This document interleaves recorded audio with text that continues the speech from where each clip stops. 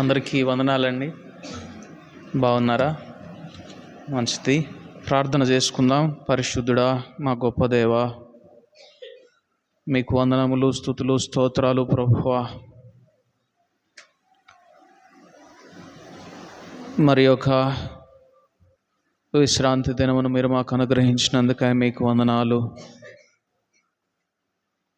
ఈ మట్టలాదివారమున ప్రభువా నిన్ను ఘనపరచడానికి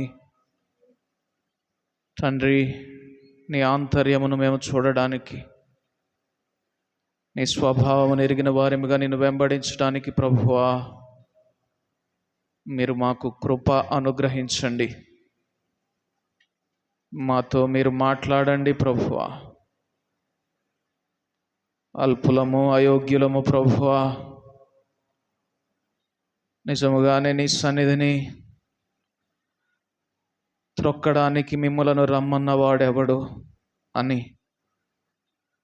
నన్ను గూర్చి చెప్పబడవలసినటువంటి మాట.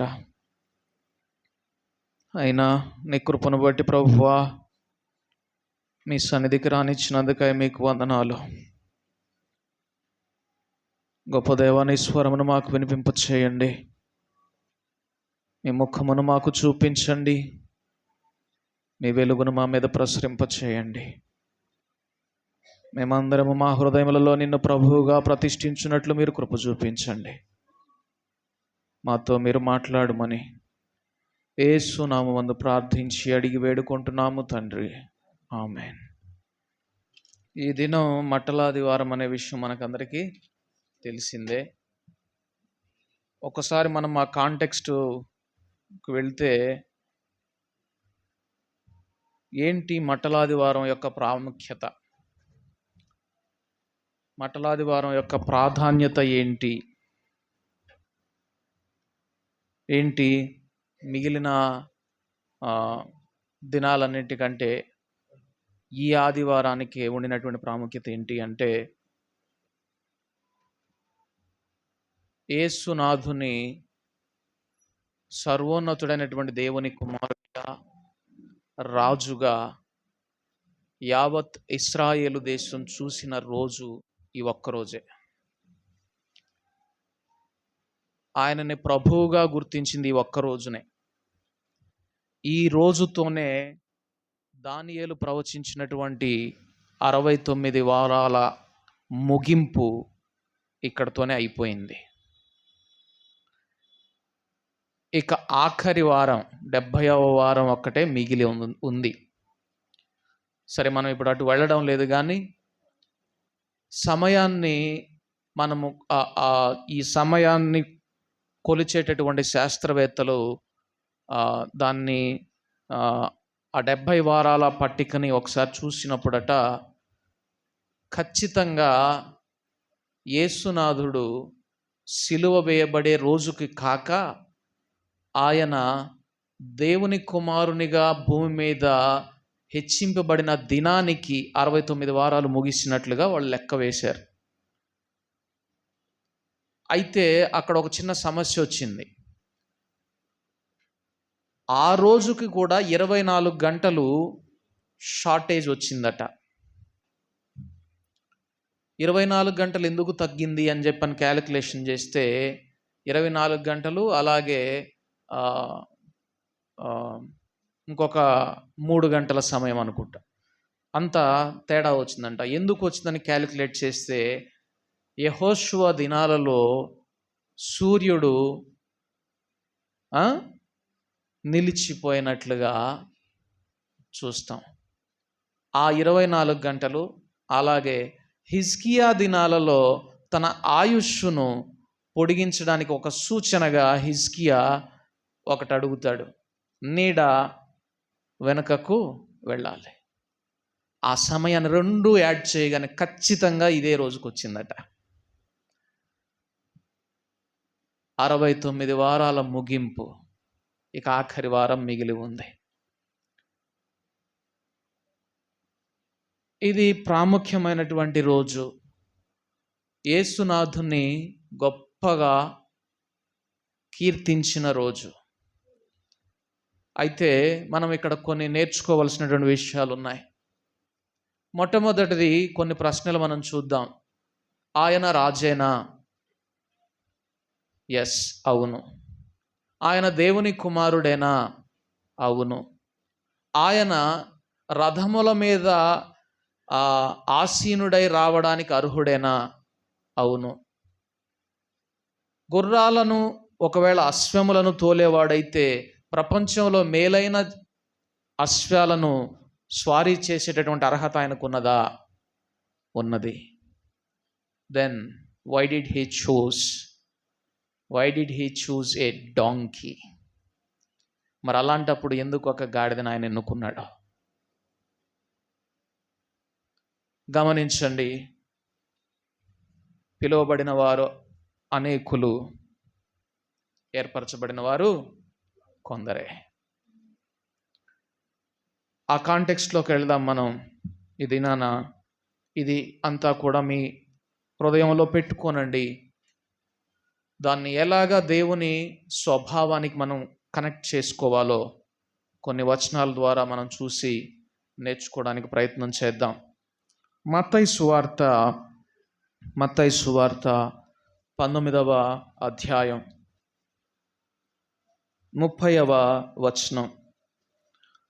మొదటివారు అనేకులు, కడపటివారగుదురు, కడపటివారు మొదటివారగుదురు.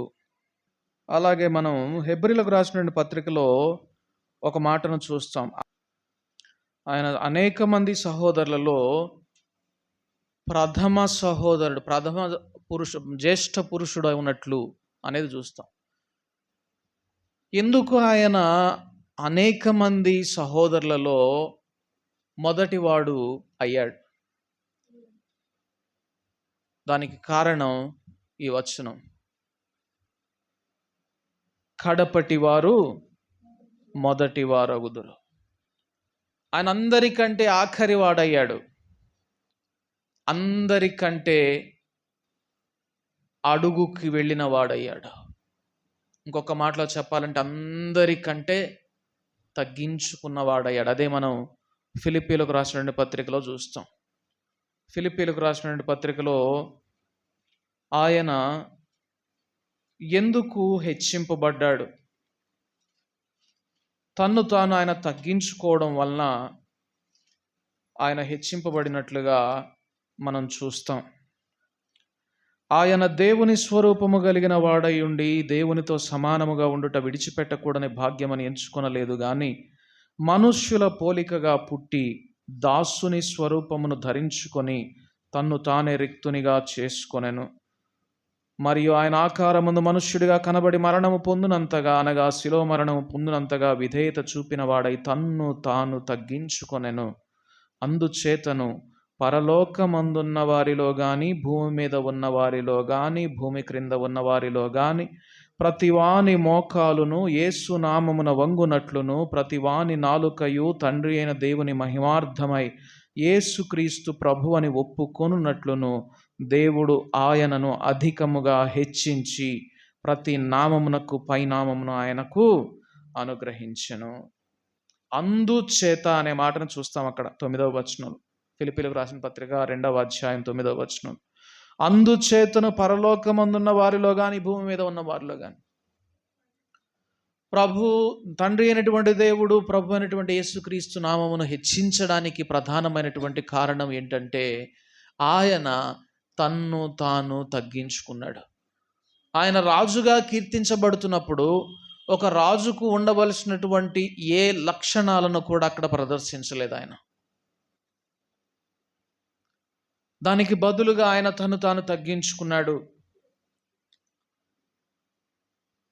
తను తగ్గించుకుని తను తాను రిక్తునిగా చేసుకున్నాడు. ఎవరైనా ఒకరిని పడిపోయినటువంటి వారిని పైకి లేపాలి అంటే, ఒక అగాధ కూపంలో పడిపోయినటువంటి వారిని పైకి తీసుకొని రావాలంటే వారి క్రిందకు వెళ్ళి పైకి లేపాలి. యేసునాథుడు చేసిన పని అది. ఆయన అంతగా క్రిందికి వెళ్ళిపోయినాడు, so that no one can go down beyond his reach. ఆయన కంటే ఇంకా క్రిందకు వెళ్ళడానికి ఇంకెవరికి ఆస్కారం లేదు. అంతగా తను తాను తగ్గించుకున్నాడు. ఆ తగ్గింపు ఆయన రాజుగా మారినప్పుడు కూడా కనబడిన సందర్భంలో మనం చూడగలం. మనం అక్కడ నేను ఈ దినాన ఆ వాక్యాన్ని చదువుతూ ఉంటే వాస్తవానికి ఇశ్రాయేలీయులు ఆయనను ప్రభువుగా కూడా చూడలేదు. అక్కడ ఆయన కొనియాడారు, ఆయన స్తుతించారు, దావీదు కుమారునికి జయము అని చెప్పని అన్నారు. కానీ అక్కడ ఒక మాట ఉన్నది, నాకు అది చూడగానే చాలా బాధ వేసింది. ప్రభు పేరట వచ్చువాడు స్తుతింపబడునుగాక అన్నారు, కానీ ప్రభువు స్తుతింపబడునుగాక అనలేదు. ఆయన స్తుతించారు, కీర్తించారు, కానీ ఆయన ప్రభువుగా గుర్తించలేదు. గమనించండి ప్రియ సహోదరులారా, మనము కూడా అటువంటి స్తుతి ఆరాధన ఆయనకి ఇచ్చేవారిగా ఉండే ప్రమాదం ఉంది. మనం ఆయన ఆంతర్యాన్ని గనక గ్రహించకపోతే, ఆయన అంతరార్థాన్ని గనక మనం గ్రహించకపోతే, ఆయన తను తాను తగ్గించుకోవడం వలననే మొదటి వాడయ్యాడు. చూడండి, ఇక్కడ మనం తర్వాత వచనాలలో గనక చూస్తే ఎప్పుడైనా కూడా యేసునాథుడు ఒక్కసారి చెప్తేనే అది చాలా ప్రాముఖ్యమైనటువంటి విషయం. అలాంటిది ఆయన 2 మార్లు చెప్తే దాన్ని మనం ఖచ్చితంగా నోటీస్ చేయాలి. అది ఎలాగంటే, ఒక మన సహవాసపు కేంద్ర నాయకుని దగ్గర నుంచి మనకు ఒక లెటర్ వచ్చినప్పుడు ఆ లెటర్లో ఒక ప్రత్యేకంగా రెడ్డింగ్తో బోల్డ్ లైన్స్తో పెద్దగా రాసి ఒక రెడ్డింగ్తో అండర్లైన్ చేసినటువంటి మాటకి ఎంత ప్రాధాన్యత ఉంటుందో, అలాగే క్రీస్తునాథుడు చెప్పినటువంటి మాట 2 సార్లు రిపీట్ అయిందంటే, ఆయన 2 సార్లు చెప్పాడు అంటే దానికంతే ప్రాధాన్యత ఉందని గ్రహించాలి. ఇక్కడ మనం చూస్తున్నాం 19వ అధ్యాయము 30వ వచనంలో ఆయన ఈ మాట అంటా ఉన్నాడు, మొదటి వారు అనేకులు కడపటి వారు అగుదురు, కడపటి వారు మొదటి వారు అగుదురు. 20వ అధ్యాయంలో కూడా మరలా అదే మాటను చెప్తా ఉన్నాడు. 20వ అధ్యాయం 16వ వచనం, మత్తయి సువార్త 20వ అధ్యాయం 16వ వచనం, ఈ ప్రకారమే కడపటి వారు మొదటి వారు అగుదురు, మొదటి వారు కడపటి వారు అగుదురు. కాబట్టి ఖచ్చితంగా ఈ మాటకు చాలా ప్రాధాన్యత ఉన్నది. మొదటి వారు ఎందుకు కడపటి వారు అవుతారు? ఈ ప్రకారమే అని చెప్తా ఉన్నాడు అక్కడ. మొదటి వారు ఎందుకు కడపటి వారు అయ్యారంటే, వారు పని చేసిన దానికి జీతాన్ని ఆశించడంలో తప్పు లేదు. ఎవడైనా పనివాడు జీతమునకు పాత్రుడు. ఉదయం నుంచి సాయంత్రం దాకా పనిచేశాం కదా, మాకు ఎక్కువ అని అడగడంలో తప్పు లేదు. కానీ వారు ఎందుకు కడపటి వారు అవ్వాల్సి వచ్చిందంటే, వారు ఎక్కువ ఆశించడం వలన కాదు, కానీ వారి సహోదరులకు కూడా వారితో సమానంగా ఇవ్వబడింది గనుక దానికి బాధపడినందుకు వారు కడపటి వారయ్యారు. ఈ ప్రకారమే అంటున్నాడు అక్కడ. కాబట్టి అనేక మంది కడపటి వారు అయ్యేటటువంటి ప్రమాదం దేని వలన పొంచి ఉందంటే, సహోదరులు ఒకని కంటే ఒకడు యోగ్యుడని ఎంచుకొనకపోవడంలోనే ఉంది. ఒకని కంటే ఒకడు యోగ్యుడని ఎప్పుడైతే ఎంచుకొనరో సహోదరులు, వారు కడపటి వారు అయ్యే ప్రమాదం ఉంది. సరే, ప్రమాదం సంగతి పక్కన పెడితే మనం మొదటి వారం అవ్వాలి. ఓకే, నేను కడపటి వాడనగా ఉన్నాను, మరి నేను మొదటి వాడిన ఎలా అవ్వాలి అంటే, ఇదిగో ఇక్కడ యేసునాథుడు చెప్తా ఉన్నాడు, నన్ను వెంబడించండి, నా కాడి ఎత్తుకొని నా యొద్ద నేర్చుకొనండి. మనం ఆ తర్వాత చూస్తే మత్తయి సువార్త 22వ అధ్యాయంలో కూడా 14వ వచనం, కాగా పిలువబడిన వారు అనేకులు, ఏర్పరచబడిన వారు కొందరే. మనము పిలువబడిన వారము, ఏర్పరచబడినటువంటి వారము అని బైబిల్ గ్రంథం సెలవిస్తూ ఉన్నది. కాగా మీరు చీకటిలో నుండి ఆశ్చర్యకరమైన తన వెలుగులోనికి పిలిచిన వాని గుణాతిశయములను ప్రచురము చేయ నిమిత్తము ఏర్పరచబడినటువంటి వంశమును, రాజులైన యాజక సమూహమును, దేవుని సొత్తైన ప్రజలు అయి ఉన్నారు. సృష్టి అంతటికి తీర్పు తీర్చబడిన తర్వాత దేవుని సింహాసనం ఎదుట నిలవబడి ఈ సృష్టి అంతటికి తీర్పు తీర్చబడేటటువంటి సమయంలో దేవునితో పాటుగా దేవుని పక్షాన ఉండి అపవాదితో పోరాడేటటువంటి గుంపులో పిలువబడిన వారు, ఏర్పరచబడిన వారు ఉన్నారట. చూద్దాం ప్రకటన గ్రంథము, ప్రకటన 17:14. వీరు గొర్రెపిల్లతో యుద్ధము చేతురు గాని గొర్రెపిల్ల ప్రభువులకు ప్రభువును రాజులకు రాజునై ఉన్నందునను తనతో కూడా ఉండిన వారు పిలువబడిన వారై ఏర్పరచబడిన వారై నమ్మకమైన వారై ఉన్నందునను ఆయన ఆ రాజులను జయించును.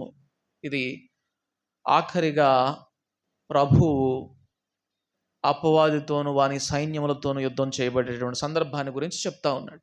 అక్కడ పరిశుద్ధులు ఆయనతో పాటుగా ఉండి యుద్ధం చేస్తారట. ఈ భూరాజులు వారిని జయించాలని ఎంతో ప్రయత్నం చేస్తారు, కానీ గొర్రెపిల్ల ప్రభువులకు ప్రభువును రాజులకు రాజునై ఉన్నందున తనతో కూడా ఉండిన ఇక్కడ చూడండి 2 లక్షణాలు చెప్తా ఉన్నాడు. మొదటిది, ఈ పరిశుద్ధుల పక్షంగా ఉండినటువంటి వాడు ఆయన ఎటువంటి వాడయ్యాడు? ప్రభువులకు ప్రభువు రాజులకు రాజు అయి ఉన్నాడు. అందువలన రెండవది, పిలువబడినటువంటి వారు ఏర్పరచబడినటువంటి వారు నమ్మకమైన వారుగా వారు ఉన్నారు. ఆయన పక్షాన ఉండినటువంటి వారు ఎవరు?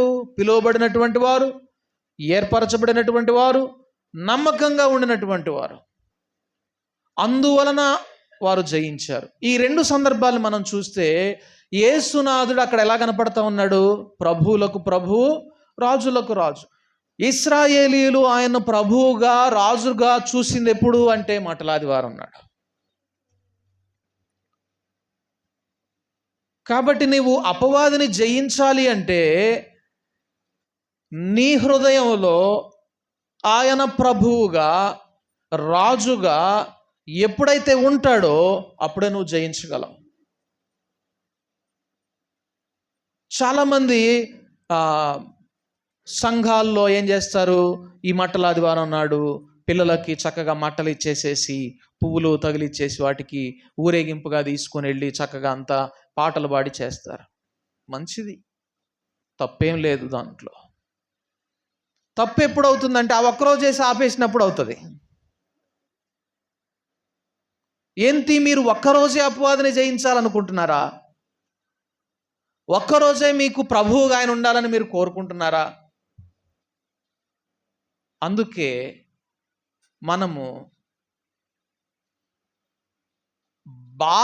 బహిరంగంగా కనబడే క్రియలు కాదు, మీరు మనుష్యులకు కనబడవలనని మీ నీతి క్రియలు చేయకుండా మీరు ఏం చేయాలి? జాగ్రత్త పడాలి.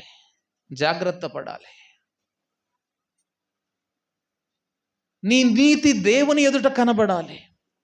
నీ హృదయంలో ఆయన ఎప్పుడు రాజుగా ఉంటున్నాడు? అన్ని వేళలా రాజుగా ఉంటున్నాడా? అన్ని వేళలా ఆయన నీకు ప్రభువుగా ఉంటున్నాడా? అన్ని సందర్భాలలో నువ్వు ఆయన కీర్తించగలిగేటటువంటి హృదయము, స్తుతించగలిగేటటువంటి హృదయం నీలో ఉంటుందా?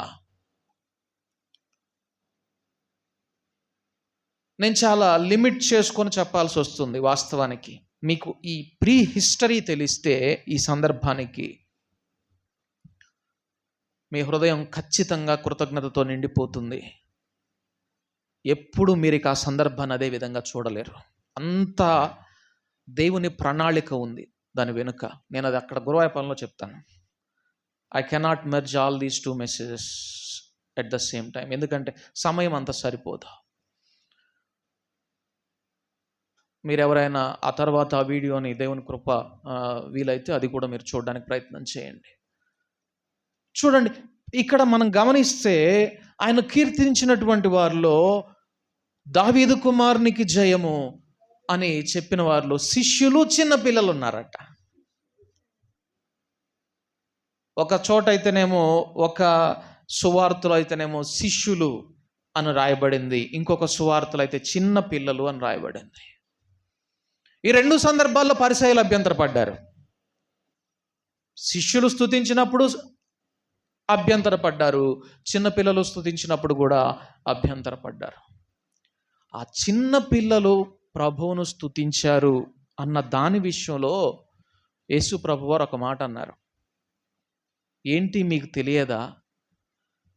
బాలుర యొక్కయు చంటి పిల్లల యొక్కయు నోట స్తోత్ర ఆయన స్తుతుల మూలమున నీవొక దుర్గమును స్థాపించి ఉన్నావు అనే మాట మీరు ఎప్పుడు చదవలేదా అన్నాడు.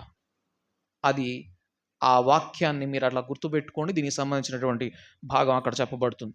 సరే, ఇక్కడ చూడండి, ఆయన పిలువబడినటువంటి వారు, ఏర్పరచబడినటువంటి వారు నమ్మకమైన వారై ఆయన పక్షా నుండి భూరాజులతోనూ అపవాదితోనూ యుద్ధం చేస్తున్నటువంటి ఆ సందర్భం, వారు ఎందుకు అలాగ నమ్మకస్తులుగా ఉన్నారట వారు అంతము వరకు. చూడండి, ఇక్కడ కూడా మనం చూస్తా ఉన్నాం, ఏర్పరచబడినటువంటి వారు కొందరే అలాగా నమ్మకస్తులుగా ఉండగలరు, కొందరే అంతం వరకు నమ్మకంగా అలాగా తమను తాము తగ్గించుకొని ఉండగలరు. యేసునాథుడు ఆయన తను తాను తగ్గించుకొని ఆయన హెచ్చింపబడినట్లుగా మనం చూస్తూ ఉన్నాం. ఒకానొక సందర్భంలో యేసు ప్రభు వారిని, అయ్యా, పరలోక రాజ్యములో ఎవడు గొప్పవాడు అని శిష్యులు ఒక ప్రశ్న వేశారు. సరే, మాకెటు ఈ భూ సంబంధమైనటువంటి ధ్యాస లేదు, మేము అన్ని సమస్తాన్ని విడిచిపెట్టేసేసి నిన్ను వెంబడిస్తున్నాం. అయితే మరి పరలోక రాజ్య సువార్త నువ్వు చెప్తా ఉన్నావు, మేము ఆ రాజ్య వారసులంగా ఉండాలని కోరుకుంటూ ఉన్నాం. అయితే ఆ పరలోక రాజ్యంలో ఎవడు గొప్పవాడు? శిష్యుల్లో ఒక దినాన యేసు ప్రభు వెనక వెళ్తా ఉన్నారు. వారిలో ఒక వివాదం పుట్టిందట. మనలో ఎవడు గొప్పవాడు? యేసు ప్రభు వారు వెంటనే, మీలో ఎవడు దాసుడై ఉండగోరుచున్నాడో వాడే గొప్పవాడు. లోకంలో ఒకరి మీద ఒకరు హెచ్చించుకోవడం ఉంటుంది, కానీ పరలోక రాజ్యంలో నా శిష్యులలో, నా సహోదరులు అనబడినటువంటి వారిలో ఒకరి కంటే ఒకరు తగ్గించుకోవడం అనేది ఉంటుంది. అట్టివారు పరలోకంలో గొప్పవారుగా ఉంటారు అని చెప్పాడు. అని చెప్తూ ఇంకా వారికి అర్థం అవడం కోసం ఒక చిన్న బిడ్డను ఎత్తుకొని, ఇదిగో పరలోక రాజ్యంలో ఇట్టివారే గొప్పవారుగా ఉంటారు అన్నారు. మీరు మారు మనస్సు పొంది చిన్న బిడ్డల వంటి వారైతేనే గాని అని చెప్పాడు. చూడండి, ఈ చిన్న బిడ్డకు తన గురించి తనకి ఎటువంటి ఎస్టిమేషన్, ఎటువంటి అభిప్రాయం ఏమీ ఉండదు. ఆ చిన్న బిడ్డ ఎప్పుడు కూడా ఎవరో ఒకరి మీద, ఎవరో తల్లిదండ్రుల మీద ఆధారపడవలసినటువంటిది, లేక తన అన్న మీద, అక్క మీద ఆధారపడాలి, పెద్దల మీద ఆధారపడాలి. ఆ చిన్న బిడ్డ ఎప్పుడు కూడా నా స్థితి, నేను ఇది, నేనేంటి, నేను లోబడేదేంటి అని అనుకోడు. Why should I go down, నేను ఎందుకు క్రిందికి వెళ్ళాలి అని అనుకోడు. వాడు ఆధారపడకపోతే వాడు మనగలగలేడు. పరలోక రాజ్యంలో మనము కూడా అట్టివారిగా ఉండాలని దేవుడు కోరుకుంటూ ఉన్నాడు. పరలోక రాజ్యంలో గొప్పవారిగా ఉండాలంటే మనం అలాగా తగ్గించుకునే వారిగా ఉండాలని, అందుకే ఆయన అన్నారు, నా యొద్ద నేర్చుకునండి, ఏలయనగా నేను సాత్వికుడను, దీన మనస్సు కలిగిన వాడను. నా యొద్ద నేర్చుకోండి. మత్తయి సువార్త 11వ అధ్యాయంలో ఆ మాటను చూస్తాం. నా యొద్ద నేర్చుకోనండి, నేను దీన మనస్సు కలిగినటువంటి వాడను. నా కాడి ఎత్తుకోనండి, నా యొద్ద దీనత్వాన్ని నేర్చుకోండి అని యేసునాథుడు చెప్తా ఉన్నాడు. నేను సాత్వికుడను, దీన మనస్సు గలవాడను గనుక మీ మీద నా కాడి ఎత్తుకుని నా యొద్ద నేర్చుకున్నాడు, అప్పుడు మీ ప్రాణములకు విశ్రాంతి దొరుకును. చూడండి, మీరు మార్పు నొంది చిన్న బిడ్డల వంటి వారైతేనే గాని పరలోక రాజ్యంలో ప్రవేశించలేరు అని చెప్తూనే ఇక్కడ ఒక హెచ్చరికను కూడా యేసునాథుడు ఇస్తా ఉన్నాడు. చిన్న పిల్లల్లో ఎవరు సెక్యూర్ గా ఉంటారు? ఎవరైతే తల్లిదండ్రులను కలిగి ఉన్నారో వారు చాలా సెక్యూర్ గా ఉంటారు. వాళ్ళకి ఒక భరోసా, ఏదున్నా మా అమ్మ మా నాన్న చూసుకుంటారు. చిన్న పిల్లల సంగతి నేను చెప్తా ఉన్నాను. ఎవరు కలవరంగా ఉంటారు, ఎవరెప్పుడు ఆందోళనగా ఉంటారంటే తల్లిదండ్రులు లేనటువంటి అనాథలు. ఆయన ఒక సందర్భంలో అన్నారు, మీరు దేని గూర్చి చింతపడొద్దు అని చెప్తూ పరలోకమందున్న మీ తండ్రి మిమ్మును గూర్చి చింతించుచున్నాడు. మనకు ఆయన తండ్రి అయినప్పుడు మనకు ఒక భరోసా. మనం దేని విషయంలో కూడా ఇక చింతపడం. మొదటిది, మనం మారు మనసు పొంది చిన్నపిల్లలాగా ఉండాలి. ఈ చిన్నపిల్లల్లో 2 రకాలు ఉన్నారు. ఒకరు ఎప్పుడు తల్లిదండ్రుల మీద ఆధారపడి ధైర్యంగా భరోసాగా బ్రతుకుతూ ఉంటారు. ఇంకొకరు తల్లిదండ్రులు లేని అనాథలు. కలవరం, నా ఫ్యూచర్ ఏమవుతుందో, నా బ్రతుకు ఏమవుతుందో, నాకు నా అనేవాళ్ళు ఎవరూ లేరు. క్రైస్తవ జీవితం అలాగ ఉండడం లేదా ఈ దినాల్లో? ఈ రెండిట్లో ఏదో ఒక కోణానికి మనం కనెక్ట్ అవుతాం. Yes, I have my heavenly father and he will take care of my every need. నాకు నా పరలోకపు తండ్రి ఉన్నాడు, ఆయన నా ప్రతి అవసరతను ఆయన చూసుకుంటాడు, నాకు ఇక ఏ చింత లేదు అనే కోణంలోనైనా క్రైస్తవుడు ఉండాలి. లేక నాకు నేనే కష్టపడాలి, ఇంకెవరు చూసుకుంటారు, నాకెవరున్నారు, నాది నేనే చూసుకోవాలి అని కలవరంతో ఉండే అనాథలు ఉంటారు. మీరు మారు మనసు పొంది చిన్న బిడ్డలు అవ్వాలి, మంచిది. కానీ రెండిట్లో దేంట్లో ఉంటున్నారు? నా యొద్ద నేర్చుకోనండి, మీ ప్రాణాలకు విశ్రాంతి దొరుకుతుంది. మీరు ఇక అసలు కలవరపడాల్సినటువంటి అవసరం లేదు, మీకు విశ్రాంతి దొరుకుతుంది. రెస్ట్, ఏ కంప్లీట్ రెస్ట్. ప్రతి సందర్భంలో కూడా నిశ్చింతగా ప్రశాంతంగా ఉండేటటువంటి జీవితం. ఎప్పుడంటే ఆయన వద్ద నేర్చుకున్నప్పుడు. ఏం నేర్చుకున్నప్పుడు? సాత్వికము, దీన మనస్సు. ఏ సందర్భాలలో? రాజుగా నీవు హెచ్చింపబడినప్పుడు సైతం, కీర్తించబడినప్పుడు సైతం,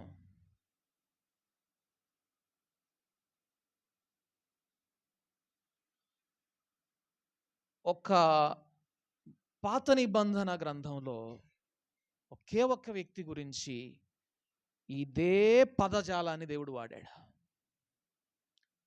యేసుప్రభు వారు ఇక్కడ నేను సాత్వికుడను, దీన మనసు కలిగినటువంటి వాడను అని చెప్తాను. ఇదే పదాన్ని పాత నిబంధన గ్రంథంలో ఒక భక్తునికి దేవుడు వాడాడు, మోషే. ఆయన నా ఇల్లంతటిలో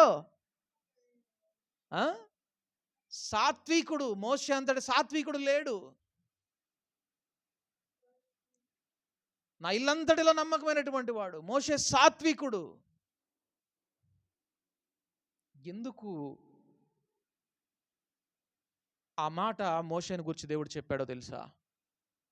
ఒకానొక సందర్భంలో ఇశ్రాయేలీయుల మీద దేవుని ఉగ్రత రగులుకొని నేను వీరిని నన్ను విడిచిపెట్టారు, వీరు నాకు బదులుగా మరి ఒక ప్రతిమను చేసుకున్నారు అని మరి ఒక దానిని ఆశ్రయించారు అని దేవుని కోపం వారి మీద రగులుకున్నప్పుడు అక్కడ దేవుడు మోషేతో ఒక మాట అంటాడు. జాగ్రత్తగా వినండి. ఏమన్నాడంటే, మోషే, నేను వీరిని నిర్మూలన చేస్తాను, నిన్ను గొప్ప జనముగా చేస్తానన్నాడు. ఇప్పుడు నేను మిమ్మల్ని ఒక ప్రశ్న వేస్తాను.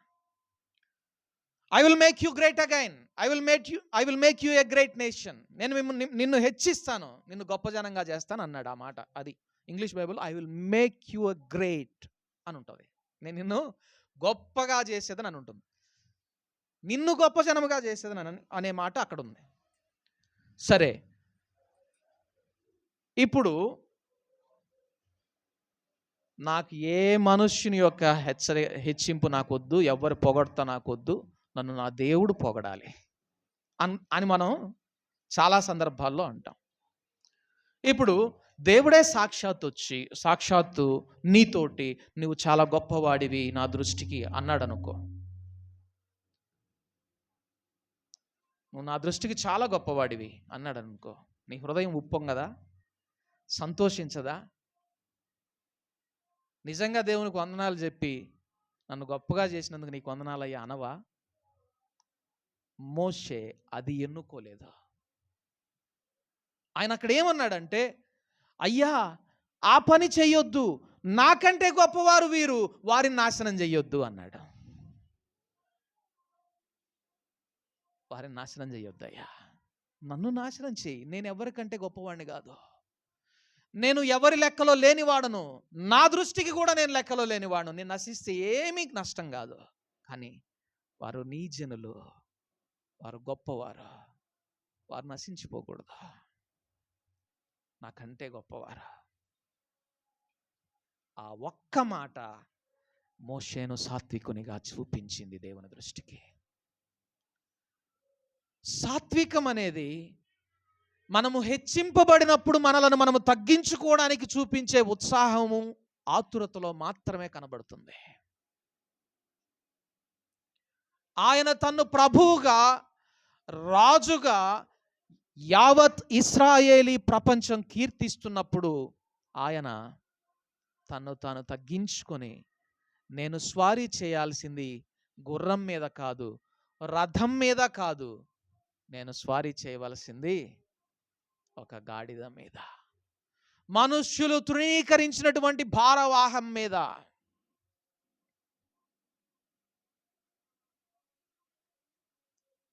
ఆయన తన్ను తాను తగ్గించుకొనెను గనుక తండ్రి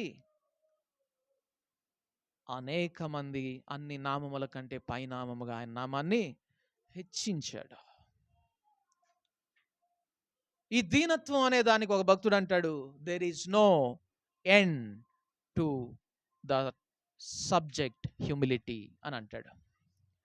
దీనత్వం అనే దానికి ముగింపు అనేది ఉండదట. దీనత్వం అనే దానికి ముగింపు ఉండదు. నువ్వు నేర్చుకుంటూ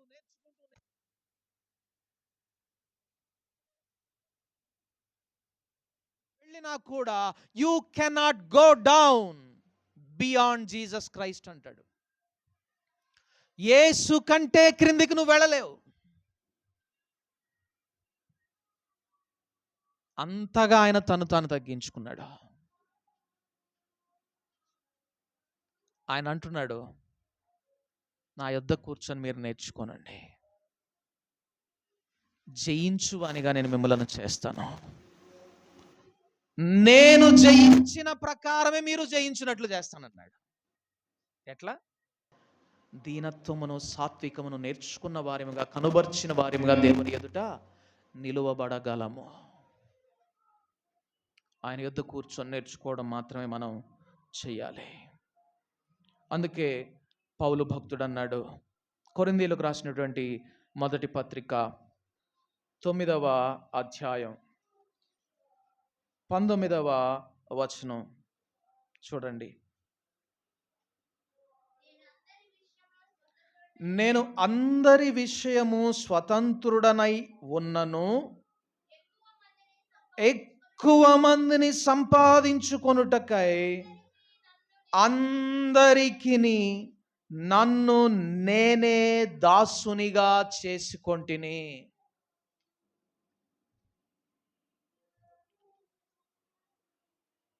ఏంటంట? అందరికీ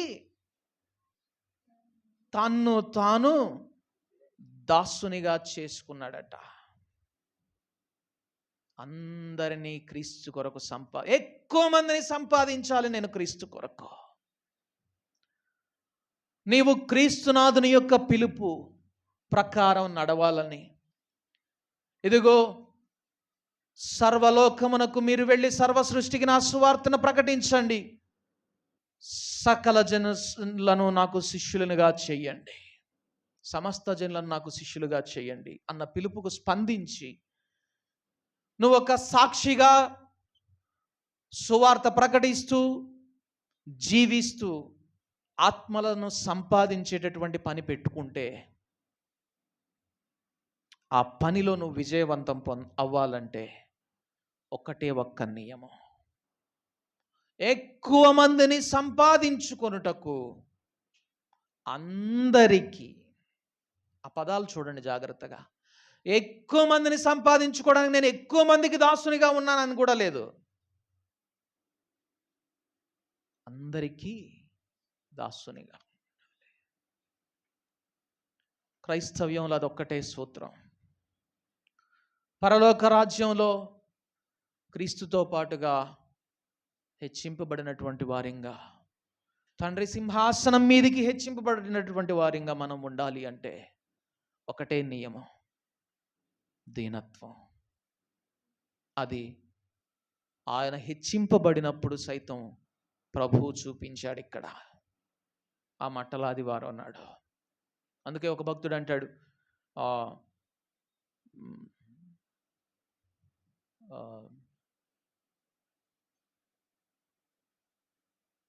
ఆయన పేరేంటి, అమెరికన్ ప్రసంగికుడు, ఈ మధ్యనే చనిపోయారు ఆయన. అయ్యా మీరు ఇంత గొప్ప ప్రసంగికుడు కావడానికి కారణం ఏంటి అని అడిగితే ఆయన 3 విషయాలని చెప్పి అన్నాడట.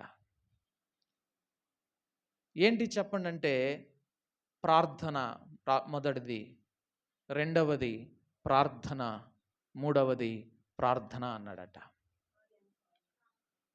పాల్ యాంగ్చో గారు కాదు, అది అన్నది నాకు ఆ పేరు తిరగట్లేదు ఇప్పుడు, సరే అన్నాడట. దాన్ని ఇంకొక భక్తుడు ఏమన్నాడంటే, పరలోక రాజ్యంలో మనము క్రీస్తుతో పాటుగా జయించిన వారిగా ఆయన ఎదుట నిలవబడాలంటే, ఒక జయకరమైనటువంటి ప్రార్థనాపరునిగా లేక క్రైస్తవునిగా నేను ఈ భూమి మీద జీవించాలి అంటే నాకు అవసరమైనవి 3. మొదటిది దీనత్వము, రెండవది దీనత్వము, మూడవది దీనత్వము అన్నాడట. ఎస్, అవును, అందరికీ మనల్ని మనము దాసునిగా చేసుకోవడంలోనే ప్రభు దృష్టికి హెచ్చింపబడడం అనేది ఉంటుంది.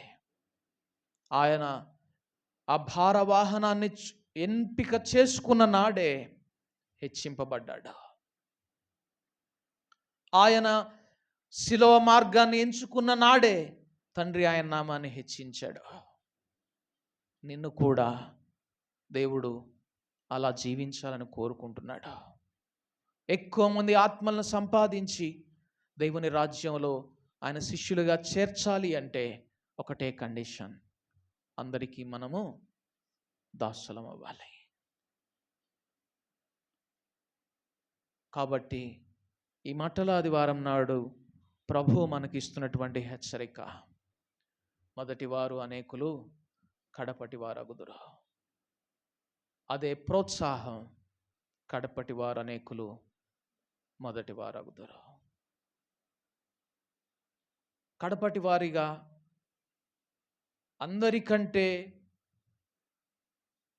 అడుగు స్థానానికి వెళ్ళిపోయినటువంటి వారిగా మనల్ని మనం తగ్గించుకునే వారిగా కనబడితే దేవుని దృష్టికి ఆయన ఒక దినాన ఈ భూమి రాజులతోటి అపవాదితోటి యుద్ధం చేయబడేటటువంటి ఆ సైన్య సమూహంలో ఆయన పక్షంగా నీవు కూడా నిలవబడగలవు, మనము కూడా నిలవబడగలం. దేవుడట్టి కృపను మనకందరికి అనుగ్రహించునుగాక. ప్రార్థన చేసుకుందాం. పరిశుద్ధుడా, మా గొప్ప దేవా, మీకు వందనాలు, స్తుతులు, స్తోత్రాలు. నాథ, ప్రభు పేరట వచ్చువాడు స్తుతింపబడునుగాక అని మాత్రమే ప్రార్థించేవారింగా, స్తుతించేవారింగా మేమున్నామేమో. మా ప్రభువు స్తుతి నొందునుగాక అని నిజంగా నిన్ను కీర్తించే వారిగా మేమందరం ఉండునట్లు ప్రభువా మమ్మలను సిద్ధపరచండి. నీవే మా ప్రభుడవు, నీవే మా రాజువు. నా యొద్ద నేర్చుకుని నా మార్గంలో మీరు నడవండి అని, నన్ను వెంబడించండి అని మీరు మమ్మలను పిలిచారు ప్రభువా. నా యందు విశ్వాసముంచు నీవు రక్షింపబడుదువు అనే సువార్తను మాత్రమే మేము ఎక్కువగా విన్నాం. నన్ను వెంబడించండి, మీరు నా రాజ్యంలో ఉంటారు అనేటటువంటి సువార్తను మేము చాలా తక్కువగా విన్నాం ప్రభువా. ప్రతి విషయంలో నిన్ను వెంబడించే వారిగా మమ్మల్ని మీరు చేయండి. కానీ నువ్వు ఎక్కువ ప్రాధాన్యత ఇచ్చేది నిన్ను వెంబడించు వానికే ప్రభువా. నీ మార్గంలో నిన్ను వెంబడించి నీ వెంట మేము నడవాలి అంటే ఇదిగో నువ్వు చూపిన మార్గం, కడపటి వారిమిగా ఉండడం, ఏ లెక్క లేని వారిమిగా ఉండడం, అంతేకాదు చిన్న బిడ్డల వలె మమ్మల్ని మేము తగ్గించుకునే వారింగా, తండ్రివైన నీ పైన ఆనుకునే వారింగా ఉండడం అని ఇది నాన్న ప్రభువా మా ఎదుట మీరు ఉంచారు. ఈ మట్టలాది వారంన మీరు చూపించినటువంటి ఆ ఒక్క లక్షణం, హెచ్చింపబడిన నాడు తగ్గించుకోవడం, సాక్షాత్తు దేవుని చే ధృవీకరింపబడిన తరువాత కూడా మోషే తగ్గించుకున్నట్లు ప్రభువా మేము కూడా సాత్విక మనస్సును, దీన మనస్సును నేర్చుకునే వారంగా పొందుకునే ఉన్నట్లు ప్రభువా మాకందరికీ మీ కృప అనుగ్రహించమని, మాతో మీరు మాట్లాడమని యేసు నామమున ప్రార్థించి అడిగి వేడుకుంటున్నాం తండ్రి, ఆమేన్.